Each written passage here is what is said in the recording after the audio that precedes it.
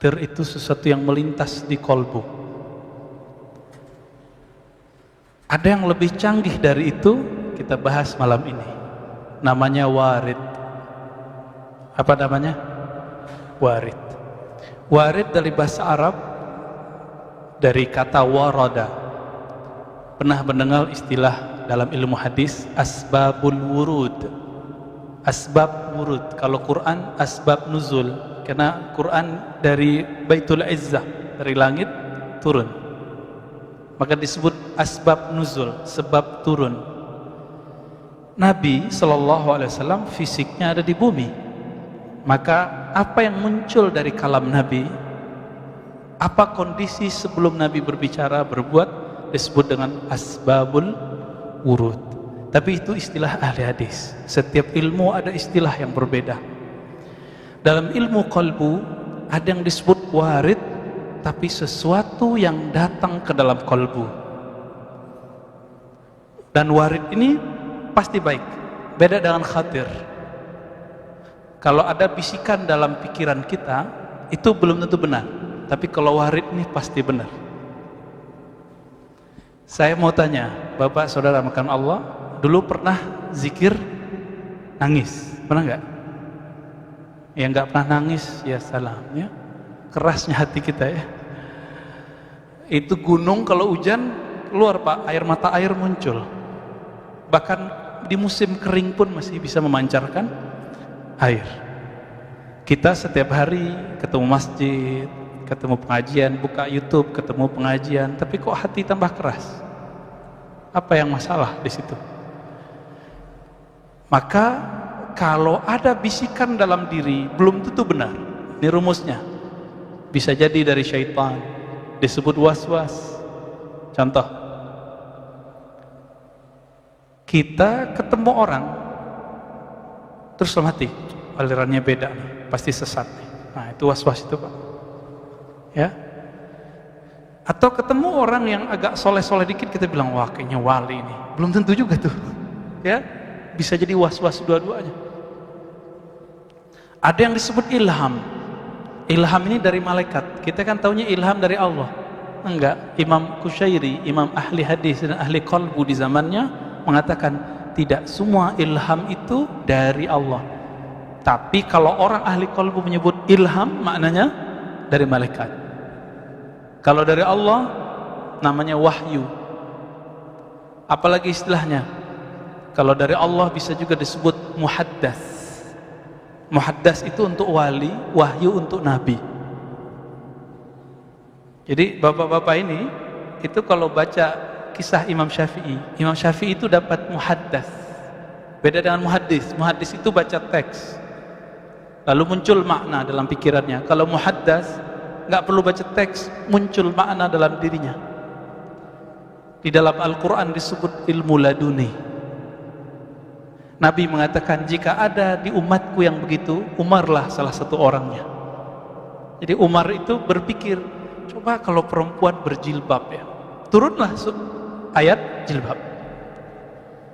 Coba kalau begini, ada 3 ayat turun, karena Umarlah yang bergumam. Jadi apakah duluan ke Umar atau ke Nabi? Kan Nabi yang dapat wahyu, kenapa Umar yang berkomentar? Nah, ini yang disebut muhaddas. Apa namanya? Muhaddas itu orang yang diajak berbicara oleh Allah, tapi dia bukan Nabi. Ini hadis sahih Bukhari dan Muslim. Ketika Utsman lagi duduk-duduk di rumahnya, ada tamu. Tamunya habis jalalatan Pak di pasar. Lewat pasar, Suq Madinah. Pasar Madinah. Jalalatan itu mata orang. Sahabat Nabi mata jelalatan, apalagi kita. Ya, ngaku aja Pak kita jelalatan semua ini ya. Ini mau sesoleh apa aja muka kita pasti suka ngelihat yang bening-bening, cantik-cantik. Itu normal. Tapi kita diminta untuk di atas normal. Kalau salah, ngaku salah di hadapan Allah. Gitu. Akhirnya orang itu ditegur oleh Utsman. Aku melihat ada kegelapan di matamu. Bekas dari mata jelalatan. Sahabatnya protes, mau bela diri dia. Apa kata dia? Wahai Utsman, apakah masih ada wahyu setelah Nabi Muhammad sallallahu alaihi wasallam? Apa jawaban Utsman? Tidak. Ini namanya firasat. Jadi firasat, khatir itu satu grup. Karena mereka terlatih kolbunya, bening jiwanya, maka apapun yang muncul ke dalam jiwanya biasanya benar. Jadi para sahabat itu selangkah lagi Nabi, tapi Allah tidak izinkan. Apa kata Allah kepada Nabi ya? Dalam surah Al-Ahzab ya, bahwa Nabi Muhammad disebut khatam. Apa arti khatam? Penutup. Maka Nabi mengikrar itu. La nabiyya ba'di. Tidak ada nabi setelahku. Gitu. Tapi apakah muhaddas masih ada? Ada. Sampai sekarang masih, Pak. Kalau enggak kiamat dunia. Kalau tidak ada mereka, maka Islam ajarannya buntu, jadi kaku. Coba lihat hari ini. Jika Bapak, mohon maaf, Ibu, Saudara, ikhwan fillah, menemukan belajar agama kok kaku, itu kalbunya sepi dari kalam-kalam Allah. Meskipun dia baca teks tertulis. Nabi itu sahlah, disebut dalam hadis Imam Tirmizi, sahlah, orangnya easy going, longgar, nggak kaku. Dan ini sudah sering kita ulang, dan saya ulang lagi.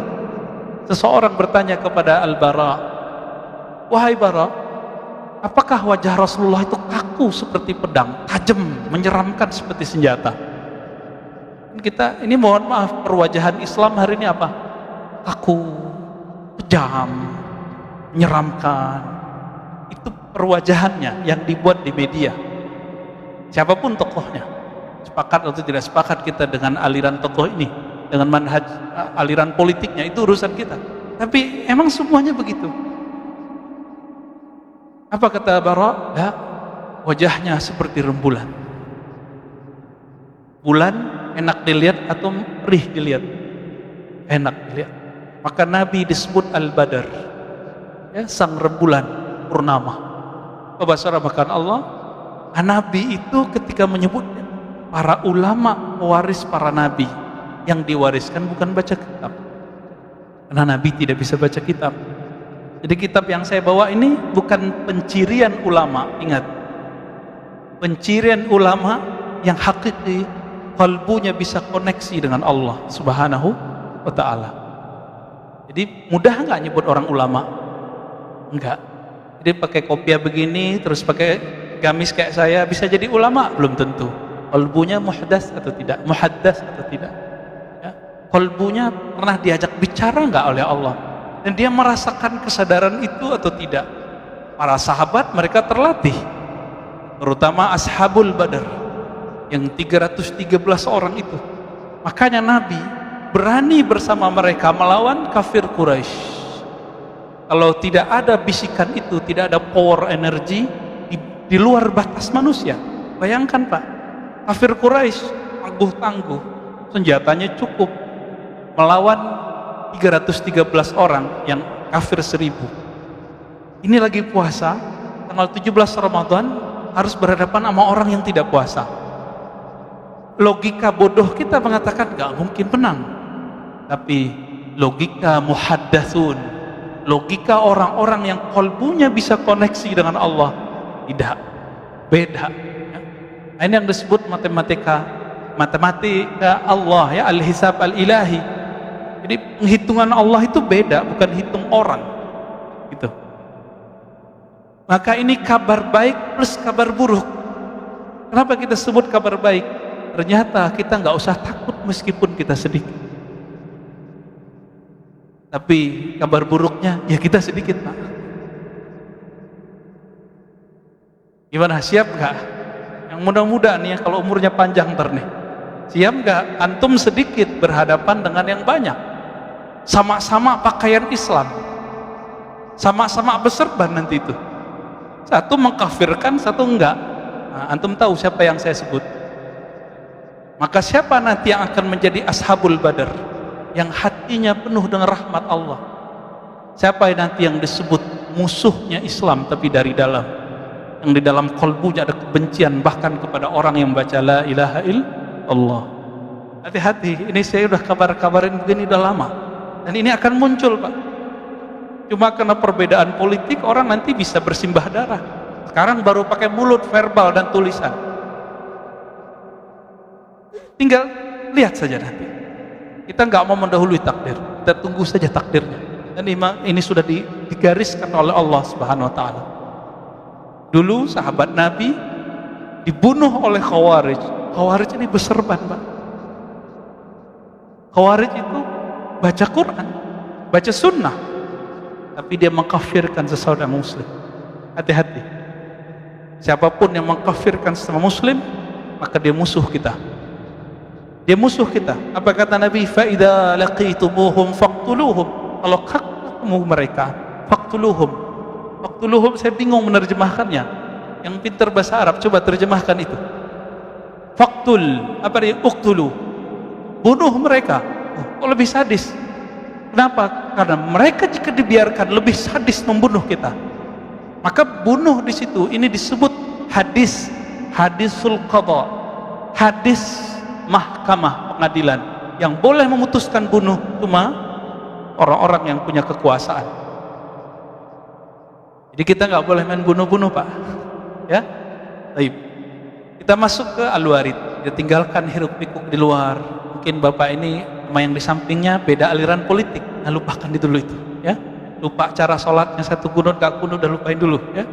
Sekarang kita lihat Al-Warid. Apa yang disebut warid? Warid ini berarti ma yaridu alal qulub minal khawatir al-mahmudah. Jika ada yang terbersit dalam pikiran, masuk. Lalu ada yang positif di dalamnya, inilah yang disebut dengan warid. Tetapi warid ini lebih umum, kadang-kadang tidak ada kalam di situ. Kita baca istighfar, tiba-tiba air mata meleleh. Bapak ibu ini pengen sholat khusyuk, bertahun-tahun cari sholat khusyuk. Di saat lupa pengen sholat khusyuk, tiba-tiba tersentuh oleh takbirnya imam atau takbirnya seseorang, atau tersentuh dengan kalimat yang dibaca sendiri. Tadinya lupa pengen sholat khusyuk, setelah mencari datanglah warid itu tanpa dikehendaki. Suatu kali ada seorang yang rindu kepada Rasulullah, ya orangnya masih hidup, rindu Rasulullah, dan dia dapat hadis, siapa yang mengucapkan salam kepadaku, Allah kembalikan ruhku, aku menjawab salamnya. Ini yang disebut al-hayatu ba'dal maut. Nabi hidup setelah mati. Percaya, Pak? Yang ngomong Nabi. Ya? Yang ngomong Nabi, percaya? Ini yang disebut oleh Imam Sidi Ahmad At-Tijani dalam kitabnya Al-Faidur Rabbani. Beliau dulu pernah belajar di Madinah, lalu pindah ke Maroko, orang Aljazair, ahli hadis. Apa kata beliau? Inilah dalil bahwa Nabi kita, Nabi Muhammad SAW bisa hidup setelah meninggal. Gimana caranya? Sampaikan salam dari dalam diri, dari dalam kalbu, katakan Assalamualaikum ya ayuhan Nabi wa rahmatullahi wabarakatuh, atau assalatu wassalamu alaika ya Rasulullah. Salam rinduku tolong disampaikan ya Allah kepada Nabi Muhammad sallallahu alaihi wasallam. Dijawab gak?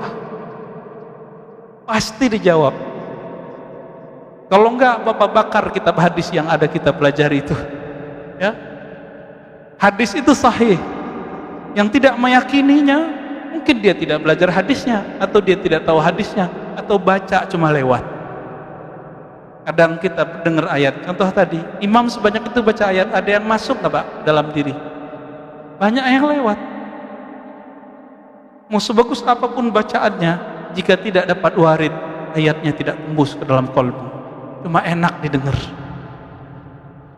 Berarti kita jarang dapat warid, ya, tapi sering dapat khawatir. Makanya kalau lagi sholat masih ngomong aja di dalam, ya kan? Masih ada yang berbicara dalam diri kita lagi sholat, dan itu mengganggu. Nah, si warid ini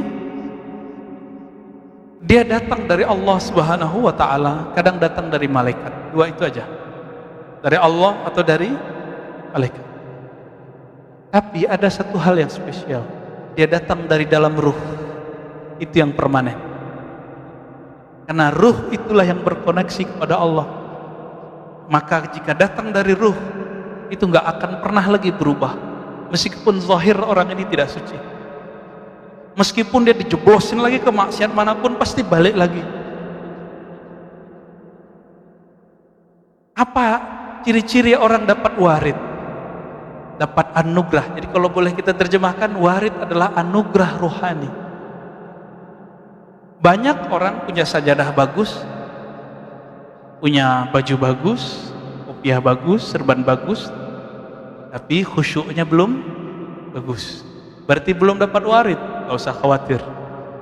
Allah itu kaya. Kaya atau miskin Allah itu? Seandainya semua kita dikasih khusyuk, Allah masih punya perbendaharaan khusyuk nggak? Jadi nggak usah pelit memikirkan itu, ya. Maka kalau antum sudah ketemu guru yang bisa melatih kita, kalbunya lembut, bawa teman sebanyak-banyak mungkin ngaji kepada orang itu, karena itulah kunci ada di sana. Orang ini disebut al-waris al-Muhammadi. Dia pewaris ajaran rohani Nabi Muhammad sallallahu alaihi wasallam. Yang Nabi wariskan bukan sekedar, mohon maaf, jenggot panjang. Enggak. Nutup aurat ya, serban ya, tapi yang paling penting di situ adalah kalbu yang dapat warid. Maka bagi ahli kalbu, warid ini hampir setiap hari dirasakan. Sebagaimana setiap hari fisik ini mendapatkan nikmat. Saya mau tanya Bapak Saudara Allah, setiap hari dapat nikmat nggak? Nikmat kan bukan fulus doang, pakat fulus doang, enggak. Bisa nafas nikmat nggak? Yang pernah asma coba pikir-pikir, iya ya. Yang pernah asma Pak, yang pernah dulu pakai tabung oksigen, atau apa tuh kalau lagi covid dikasih apa namanya? Ya, biar nafasnya agak legaan gitu. Ya, yang pernah merasakan itu nafas nikmat gak? Tapi nikmat ke badan. Saking seringnya kita dapat nikmat nafas, kita lupa kalau kita dikasih nikmat itu. Maka Allah Ta'ala tegur, kalau kamu tidak ingat aku saat aku kasih nikmat, aku akan ingatkan kamu dengan mencabut nikmat. Pilih yang mana? Sadar saat masih nafas atau sadar saat ngap-ngapan sakaratul maut? Ya, insya Allah hadirnya kita tanda kita masih mau sadar. Semoga Allah terima, amin. Maka bagi ahli kalbu, khusyuk itu bagi mereka itu sudah setiap saat, udah biasa sekali. Kenapa? Setiap takbir dia sudah merasakan nikmat. Setiap baca Fatihah itu seperti orang bercengkrama dengan Sang Maha Kekasih. Coba ngobrol sama kekasih, seneng nggak? Kita kalau udah seneng orang kita ajak ngopi, ngafe. Sekarang kan Indonesia lagi berjamur kafe. Walaupun lagi covid, D-nya hilang Pak, ya kan? Berubah jadi I, kopi. Nggak bisa nggak. Dan Tangerang Selatan paling unik. Orang Jakarta Selatan pada kesini semua Pak. Sampai jam 12 nggak tutup.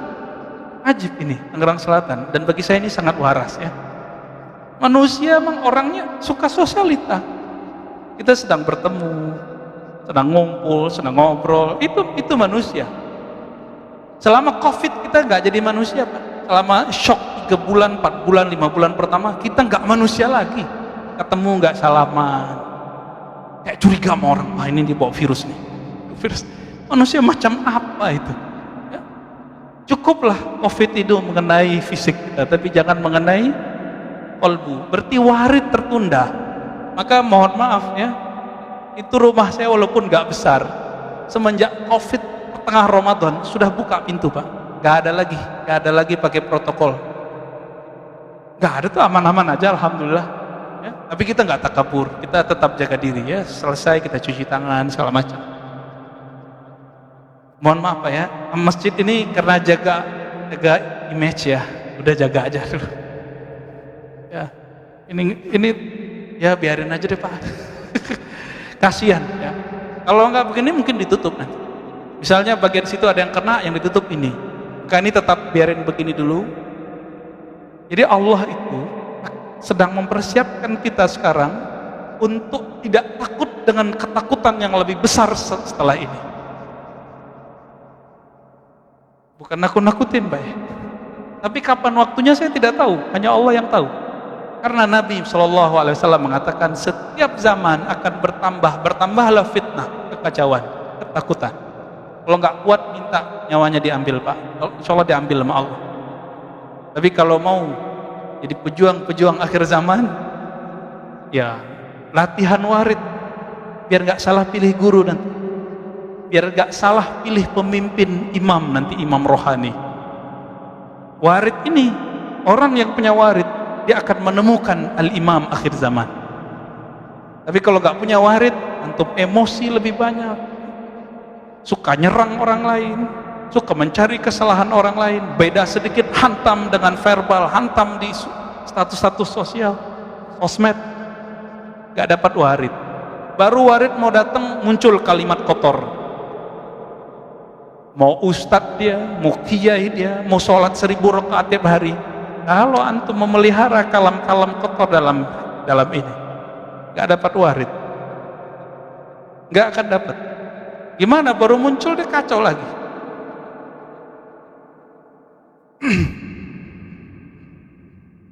Mimma la yakunu bita'ammudil 'abdi. Ciri-ciri dari warid itu tidak bisa disengaja. Maka tidak ada orang namanya khusyuk itu dibuat-buat, gak bisa. Gak bisa. Lalu bagaimana menerjemahkan hadis meskipun dia dhaif, sudah naik jadi hasan li ghairihi? Apa kata Nabi? Bacalah Quran, wad'u alaih. Bacalah Quran dan berusahalah kamu menangis. Bisa nggak Pak nangis? Nangis di situ nunggu warid. Nunggu warid ini. Jika kamu tidak sanggup menangis, belum terlatih menangis, fatabak. Maka, ini terjemahannya ada dua. Di beberapa buku saya baca, orang menerjemahkan berpura-puralah menangis. Itu nggak tepat. Fatabaku artinya kondisikanlah rohanimu seakan-akan engkau menangisi dirimu. Ya Allah, Quranmu aku baca, kenapa kalbuku tidak tersentuh? Itu yang disebut fatabaku, bukan pura-pura nangis. Ini yang nerjemah nggak pernah nangis kalau lagi baca Quran itu kayaknya. Jadi orang menafsir, menerjemah belum tentu benar. Nah, ini kata kunci. Kalau kita bawa ayat, ajarkan kepada orang, ayatnya benar. Isi yang kita ajarkan tidak ada jaminan kebenarannya. Meskipun antum bilang ini hadis sahih, ini kalam syekh fulan, imam fulan, itu kan kalam orang, bukan kalam Allah. Al-Quran ya benar. Kesalahan Khawarij dulu, Khawarij yang bunuh Sayyidina Ali, yang mau bunuh Muawiyah tapi tidak berhasil, yang bunuh Utsman. Apa kesalahan mereka? Pemahamannya diletakkan sesuci ayat yang dia baca. Maka kalau ada orang beda dengan paham dia anggap beda dengan Allah dan Rasulnya. Ini ciri-ciri Khawarij. Jangan sampai di masjid ini ada seperti itu. Jangan sampai. Mau dia jamaah, mau dia imam, mau dia ustad, muallim, guru, bahaya Pak. Itu tentara Dajjal di akhir zaman. Tentara Dajjal itu ciri-cirinya satu itu, menghalalkan darah sesama muslim. Jadi jangan dikira antum sering dicekokin, tentara Dajjal itu Yahudi, betul. Itu tentara yang di luar Islam, yang di dalam Islam. Siapa? Zombie-zombie yang berwajah-wajah muslim. Pakaiannya Islam, tapi batinnya kufur. Suka mengkafir-kafirkan orang. Auzubillah min dzalik. Hati-hati di sini. Hati-hati di sini. Terbersit sedikit saja merendahkan orang, warid gak datang, Pak. Gak mudah ya jadi waliullah. Maka si warid ini, rahasia rohani ini hanya datang kepada calon wali atau wali. Kalau khusyuk yang datang kepada kita lagi sholat, sudah dia konstan, dia sudah jadi wali Allah. Minimal wali umum.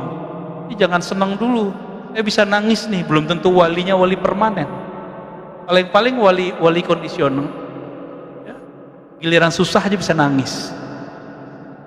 Coba atau ingat-ingat, dulu waktu susah bisa nangis kan? Sholat mau dikasih susah tiap hari biar nangis. Gimana Pak Mirwan? Gak mau ya? Jadi nggak bisa. Kembali ke cerita tadi. Ini saya menjelaskan ini untuk menceritakan yang tadi. Orang yang rindu Rasulullah itu bertahun-tahun sholawat karena membaca satu hadis. Nabi kalau disalamin pasti balas. Balasnya bukan lewat surat. Allah kembalikan ruhnya. Kalau dikembalikan ruhnya hidup atau bukan? Hidup. Dan saya meyakini itu. Ini yang dimaksud Al-Habib Umar bin Hafiz. Kalau orang sholawatan, Nabi hadir, itu maksudnya itu situ, Pak. Bukan khurafat yang belajarkan. Ini anak muda baru ngaji kemarin sore, nggak ngerti siapa Al-Habib Umar bin Hafiz. Saya nggak pernah ngaji dengan beliau, tapi saya pernah hadir satu konferensi multaqa ulama dan beliau mengisi. Dahsyat sekali. Alamnya dari awal sampai akhir menyejukkan semua. Seakan-akan Rasulullah ada lagi, Pak. Seakan-akan kalam Nabi itu yang sering kita baca di teks itu ada di lidahnya semua. Tapi saya nggak pernah dengar beliau membalas orang yang mengkafirkan beliau atau mengatakan ini Habib khurafat. Nabi udah mati kok tuh. Kurang ajar orang ngomong, Pak. Jadi bagi saya kalau orang bilang Nabi mati, bagi saya udah suul adab. Walaupun betul Nabi sudah Allah angkat. Hanya Allah yang boleh bilang, afa immata au qutila. Jika si Muhammad itu mati atau terbunuh, hanya Allah yang boleh ngomong gitu. Maka Umar mengatakan, siapa yang bilang Muhammad mati, saya sembelih. Karena bagi Umar sang kekasih, yang bilang kekasihnya mati, itu orang adabnya buruk, rohaninya gak hidup, gak punya adab. Jadi bilang mati aja udah marah Umar. Tapi sahabat Nabi dari dulu dua mazhab, satu mazhab Umar, satu mazhab Abu Bakar. Nah, sampai sekarang kan begitu. Nabi dihujat di Perancis, maka umat Islam terpecah dua. Ada yang pengikut Umar, ada yang pengikut Abu Bakar. Kita nikmati aja itu ya. Yang penting jangan main penggal-penggal aja, Pak. Di Perancis itu saya menyaksikan 2016-17 Allah perjalankan ke sana. Gak bayar 1% pun, dibiayai oleh lembaga Korps Dai Dompet Duafa. Saya gak bayar sedikit pun, Pak. Diundang oleh orang KBRI. Saya sesekali jalan keluar, setiap kali ngisi ngajian duha, itu mulailah orang-orang imigran dari Suriah, dari Irak, dari mana-mana itu keluar. Irak mereka cuma beberapa. Satu kali saya pulang jam 2 malam, di sono maghribnya jam 10. Jam 3 ada subuh lagi. Jam 3 ada subuh lagi, Pak. Saya pulang jam 2, diajak ngopi sama salah satu sahabat kita, Pak Muhammad Abduh dan Sayyid Andi Abdul Qadir. Ya, satu orang Betawi, satu orang Makassar. Ahli kolbu, ahli zikir. Ketika kita jalan, saya melihat ada satu tempat terbuka, itu orang Islam yang dari mana-mana, yang nggak punya kartu, itu pada di sana semua, tidur di atas aspal. Tapi tidak ada ditangkap oleh negara Prancis. Terus yang punya surat lengkap itu dikasih duit oleh negara Prancis. Kalau kita kalkulasiin, lebih banyak yang dibantu daripada yang tidak dibantu. Akhirnya Eropa kewalahan. Jadi antum kalau tinggal di Eropa punya surat lengkap, itu hak dapat duit dari negara persis seperti penduduk asli. Cuma nggak boleh nyoblos. Maka saya berpikir dulu, semoga Prancis menjadi pusat Islam nanti di akhir zaman. Itu kita mimpinya begitu. Ternyata kejadiannya kayak kemarin. Dan yang kemarin siapa yang paling rugi? Bukan Macron, bukan bangsa Perancis, tapi orang Islam yang lagi imigran, orang-orang Aljazair, Maroko, Tunis yang tinggal di sana. Dan kabar gembiranya apa, Pak? Di sana agama orang secara kultur, ini bukan agama ideologis, agama kultur, Katolik. Tapi gereja-gereja pada mati suri, masjid-masjid gak ada semegah ini. Masjid itu basement, ada ruko. Maka itu inspirasi saya buat ruko, tempat pusat zikir. Ruko kita jadiin pusat kajian dekat kampus UIN, kampus II. Ketika kita masuk ke bawah ruko, itu orang penuh sholat di mana-mana. Dan mereka sholat semalam itu bulan Ramadan 1 juz. Dan banyak. Orang Prancis menyebut orang-orang soleh itu praktikong, praktisi yang mengamalkan ajarannya. Setelah dihitung secara kasar oleh teman saya yang lama di sana, lebih banyak Muslim yang mengamalkan ajarannya daripada non-Muslim. Maka kita berpikir ini nanti akan berubah ini. Akan berubah ini.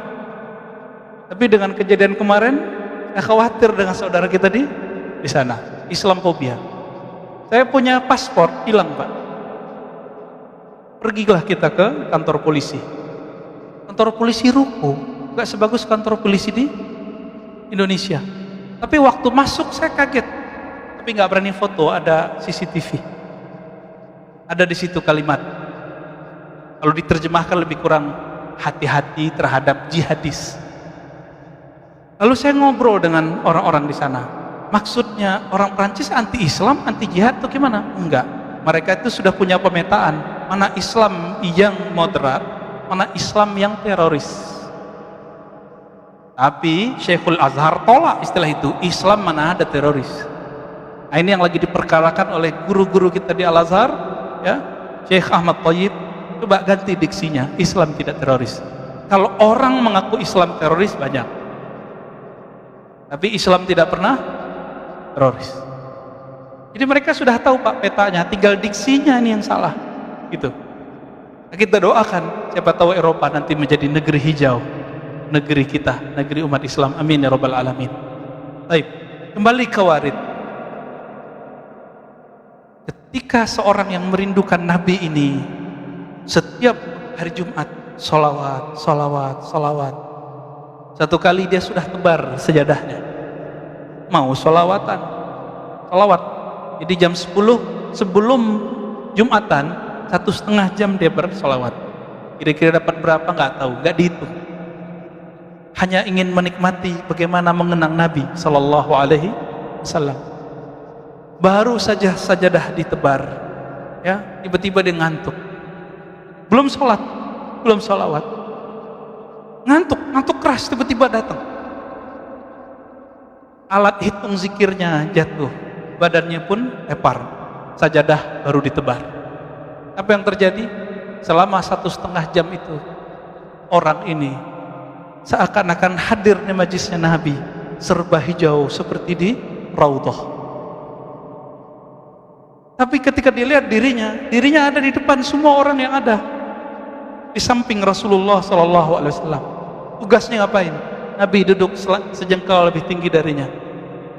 Nabi jelaskan satu kalimat, orang ini menjelaskan. Nabi jelaskan satu kalimat, orang ini menjelaskan. Disebut pensyarah hadis, penjelas penafsir kalam Nabi SAW. Sampai ada dialog lah antara mereka. Tiba-tiba waktu Jumat sudah dekat, dan terbangunlah orang ini. Ketika bangun, dia cari alat hitung zikirnya. Saya belum sholawat, saya belum sholawat. Lalu kemudian dia sholat, wudhu, sholat. Tiba-tiba dia ingat, mimpi apa aku barusan? Ternyata ini yang dimaksud oleh Imam Qushairi. Pengen ketemu Nabi, udah disengaja, nggak dapat. Giliran ketiduran, belum sholawat. Tapi beberapa tahun orang ini beramal setiap Jumat, sholawatan selama 1,5 jam, tidak kurang. Sudah lebih dari 5 tahun. Di tahun kelima, bukan dia lagi yang mengucap salam kepada Nabi. Nabi datang ke dalam alam ruhaninya, dan Nabi mengatakan, ru'yal mu'min juz'un min 46 nubuwah. Mimpi ketemu Nabi adalah salah satu dari warisan-warisan kenabian Sallallahu Alaihi Wasallam. Ini jangankan kita Pak, kiai aja belum tentu ketemu Nabi. Ya, ustadz, doktor aja belum tentu mimpi ketemu Rasulullah. Jadi kalau antum menyesalkan ustadz, saya sudah banyak sholawat. Ya berapa tahun sholawatnya? Paling baru kemarin sore. Ya, udah ngitung-ngitung zikir, udah mulai ngeluh. Ingat, sekali saya ngeluh, saya udah banyak zikir, kok belum ketemu Nabi? Itu dimulai dari awal lagi Pak. Siapa yang ngomong? Nabi SAW. Nabi SAW mengatakan dalam hadis Imam Muslim, kullu da'watin mustajabah ma lam ya'jal. Semua doa, semua kehendak hamba Allah pasti tunaikan, sempurnakan, dengan satu syarat, tidak tergesa-gesa. Lalu sahabat bertanya, wahai Rasulullah, apa yang engkau maksud tergesa-gesa? Nabi menjawab, ayyaqulal abdu da'autullah wa lam yujibni. Seseorang mengatakan, aku sudah selawat, aku sudah zikir, aku sudah doa, kok belum dikasih juga yang aku mau. Maka kalau ada orang ngomong begitu, dia ngulang Pak dari awal. Kok begitu? Itulah hukum rohani. Setiap hal ada hukumnya, setiap ilmu ada disiplinnya. Ya. Maka beliau mengatakan, kadang-kadang warid itu ada yang berupa waridus sururin. Kadang-kadang kalau orang zikir, salawat, tiba-tiba ada rasa bahagia di hati. Itu ciri-ciri kita sudah dapat warid paling ringan. Inilah yang dimaksud ayat ala bidzikrillahi tatmainnul qulub. Ketahuilah, jika engkau menyebut nama Allah, kalbumu tenang. Yang merasakan ketenangan sudah dapat warid. Gampang toh? Tapi waridnya baru sederhana. Ketenangan jiwa itu dia nggak ada batasnya Pak, dia unlimited. Semakin besarlah saat itu, semakin besarlah waridnya. Jika melewati batas dirinya, baru itu nyebar ke orang di sampingnya. Apa maksud saya melewati batas diri? Kalau dia masih bisa nahan, air mata nggak berlinang, badannya belum bergemetar. Tapi kalau sudah tumpah melewati batas fisiknya, air matanya berlinang. Kalau dia jadi imam, tiba-tiba dia terisak. Atau tiba-tiba dia baca Quran syahdu sekali, padahal bacaannya biasa aja. Satu kali ketemu seorang guru, baca kulhu aja baca salahnya Pak. Tapi kolbunya, isinya adalah kul wallahu ahad, Allah Esa. Hanya Allah di kolbunya. Kita minta doa. Orang dari Jakarta datang ke sana, minta, Wan, tolong doakanlah kami. Beliau pandang saya, yang jago doa mah Ar-Razi, ya bisa bahasa Arab dikit-dikit lah. Saya bilang, Syekh, yang diharap sekarang doa antum, bukan doa saya. Doa saya udah kebanyakan dan banyak juga yang gak jelas. Terus gimana? Kita kasih isyarat, langsung beliau buka. Baru baca bismillah Pak, beliau bergemetar nangis. Semua yang hadir di tempat itu menangis. Padahal cuma baca bismillah. Kenapa bisa baca bismillah? Bikin getar. Beliau bergetar melewati batas matanya, akhirnya mata semua orang pada nangis. Nah, inilah hebatnya kalau ketemu sama ahli kolbu. Ini yang disebut oleh Imam Qushairi, kalau ingin mengobati kolbu, bertemanlah dengan orang soleh. Soleh itu bahasa Arab, bukan penampilan. Soleh itu kesamaan luar sama dalam, itu disebut soleh. Salihun arti bahasa Arab artinya nasibun, sesuai yang di dalam ini dengan apa yang di luar ini. Bapak coba rasakan, setiap malam di sini ada pengajian, kok beda-beda ya? Karena ada ustadz yang berbicara dengan warid, ada ustadz yang berbicara dengan wirid, ada yang dengan ya, ada dengan teks aja, ada yang dengan tarif. Ya, salah satu sahabat kita mengeluhkan, mengundang seorang ustadz minta DP 5 juta. Ya kecil sih Pak bagi orang berduit, tapi bagi jamaah wong cilik di kampung 5 juta itu besar Pak. Gak usah jauh-jauh, sekitar Tangerang Selatan, Depok, bahkan tengah Jakarta masih ada nggak panitia maulid?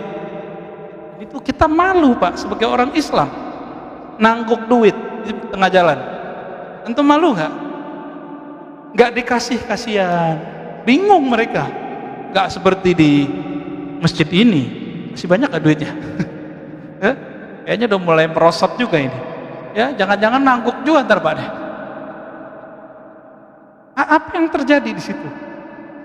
Maka antum yang kalau ada di antara yang hadir ini diam-diam nyamar jadi jamaah padahal ustaz, berkah bagi antum mau mendengar. Kalau diundang mau kemana aja, yang penting dia pertama ngundang, kita masih bisa datang. Semoga Allah berkahi ya. Ini mohon maaf, Allah menyebutkan ya, ittabi'u man la yas'alukum ajra.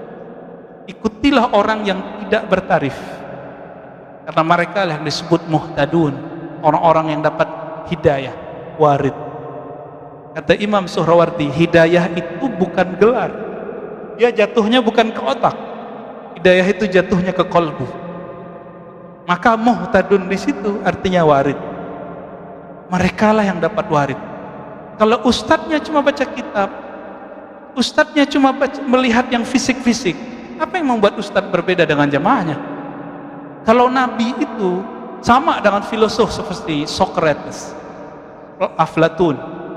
Socrates bunuh diri Pak, minum, pusing memikirkan kota kecil bernama Athena, katanya cerdas. Kenapa? Karena dia dan murid-muridnya sama, mentok, hanya mengandalkan ini. Kecerdasan Rasulullah itu kecerdasan warid. Nah, ini yang harus antum latih. Kalau mau jadi waliullah pasti punya warid, kalau enggak ada waridnya, dan waridnya permanen. Kecuali wali-wali yang umum, kekasih-kekasih Allah yang umum. Semoga kita termasuk kekasihnya, amin. Apalagi bentuk warid, waridu huznin, kadang-kadang ada rasa sedih, terenyuh. Kadang-kadang waridu qabdin, kayak ketakutan. Pernah zikir terus tiba-tiba merasa takut, baca istighfar, tiba-tiba kebayang semua maksiat yang kita buat. Orang kalau dapat ini, dia dapat hadiah lain, dia akan merasa lebih rendah diri daripada orang lain, tidak akan pernah menganggap orang lain itu hina. Kalau dia dapat warid, namanya warid qabd. Qabd itu secara harfiah artinya jantungnya, hatinya, jiwanya digenggam oleh Allah, tapi maksudnya adalah Allah beri rasa takut kepadanya. Pernah nggak ngerasain zikir terus ada perasaan takut gitu? Itu bukan setan Pak, cuma karena antum nggak punya guru rohani, dikira itu setan ya. Ada teman kita mengamalkan zikir, jadi zikir itu ada yang umum seperti obat, ada obat yang bisa dibeli di Indomaret, di warung-warung kelontong. Ada obat yang harus pakai resep dokter. Zikir itu ada yang jadi obat, ada yang menjadi nutrisi. Kalau dia zikir obat, dia harus diresep oleh ahlinya. Itulah rahasianya kenapa muncul angka-angka dalam zikir. Nabi ajarkan angka-angka itu 33, 70, 100, bahkan lebih. Abu Hurairah mewiridkan jadi nutrisi 12.000 setiap malam. Sudah jadi nutrisi, bukan jadi obat lagi, karena kalbu Abu Hurairah beres. Dicobalah oleh beberapa teman kita. Dari dulu kita ketemu teman begitu, bukan 1-2 orang ya. Semenjak saya dulu di kampung saya sampai di sini mengamalkan zikir yang harus diresepkan oleh guru, disebut ijazah, disebut talqin zikir, dikamalkan tanpa izin. Apa yang terjadi? Datanglah warid qabd. Warid apa tadi? Rasa takut. Bergetarlah badannya, dia kira itu syaitan. Akhirnya muncullah, ada salah seorang ibu-ibu dulu mengatakan, ajaran Ar-Razi ajaran setan. Masa saya mau sholat badan saya merinding? Loh, saya belum izinin dia ngamalin itu, dia amalin ya. Kita nggak kasih resep Pak, dia coba-coba. Itu kejadian ya, kejadian. Wawaridu bastin, terkadang warid itu bast, hati dilapangin, rasa husnuzon aja sama orang, semua orang dipandang baik. Nah, ini bast, dunia kak lapang. Bahkan beliau mengatakan ila ghairi dzalika minal ma'ani, ada warid-warid yang lain ya, rasa khusyuk. Itu Fatihah, Bapak kalau dapat warid Dapat warid nih tiap kali sholat. Warid yang di subuh itu beda Pak sama zuhur. Kalau ngerti ilmu ini. Kita belajar Fatihah dulu waktu kecil, udah tahu terjemahannya, tahu tafsirnya. Tapi kalau dapat warid nanti beda-beda makna. Maka disebutlah surat ini surat pembuka. Kemana aja bisa masuk. Mau ke ayat tauhid masuk, mau ke ayat doa masuk, ayat akhlak masuk semua. Itu Al-Fatihah. Ini yang disebut warid. Nah, Bapak Saudara kan Allah jika ingin memelihara nur di kalbu itu, maka sebagaimana kita untuk sholat fisik punya guru, baca Quran yang fisik berguru, bener gak? Kalau enggak pernah bisa enggak tanpa guru lalu bisa baca Quran? Itu fisik Pak, ada kertasnya, ada hurufnya. Diri kita ini separuh adalah alam gaib. Kalau enggak punya guru mengarungi alam gaib itu, kira-kira jadi apa? Jadi Ahmad Musodek Pak, Amalia Eden. Atau ketakutan. Makanya kita udah lihat di luar-luar sana, mohon maaf, banyak orang belajar zikir salah niat. Dan yang paling mengejutkan saya, yang paling penakut itu di luar sana, itu orang-orang yang belajar zikir-zikir begini, tukang debus, zikir pelet. Itu orang-orang begini sering merasakan ketakutan yang gak jelas. Berarti dia bukan dapat warid, ya, dia dapat was-was syaitan. Was-was syaitan. Nah, hati-hati. Jadi bagaimana cara mendapatkan wirid, dapat warid? Hanya dua. Satu, bergurulah kepada ahli wirid. Apa arti wirid? Orang yang istiqomah berzikir karena Allah Subhanahu wa ta'ala, bukan untuk pelaris, bukan untuk pelet. Nah, ini disebut ahli wirid. Yang kedua, tiru apa yang orang itu punya. Apa yang dipunya oleh ahli wirid? Wiridnya. Maka yang kedua, hendaklah seorang kita punya wirid. Masih ingat tadi arti wirid apa? Zikir-zikir yang diistiqomahkan. Nah, kabar gembiranya dari Imam Ibnu Athaillah As-Sekandari, ciri-ciri orang dapat anugerah rohani, dia sudah mulai merutinkan satu amalan. Ini saya kasih amalan sederhana aja Pak. Sudah ngamalin witir tiap malam belum? Belum? Sebagian udah ya. Coba mulai malam ini, secapek apapun, walaupun satu rakaat, walaupun cuma Fatihah, jangan lupa sholat witir. Kalau ketiduran, kecapean, ganti besok. Karena ciri-ciri orang punya wirid, jika ketinggalan target-targetnya di malam hari, dia ganti di siang hari. Dalilnya ada dalam Sahih Bukhari dan Muslim, ya, bahwa Nabi SAW ketinggalan wirid malam dilakukan ba'da subuh atau sebelum zuhur. Udah, amalin itu ya, sholat witir.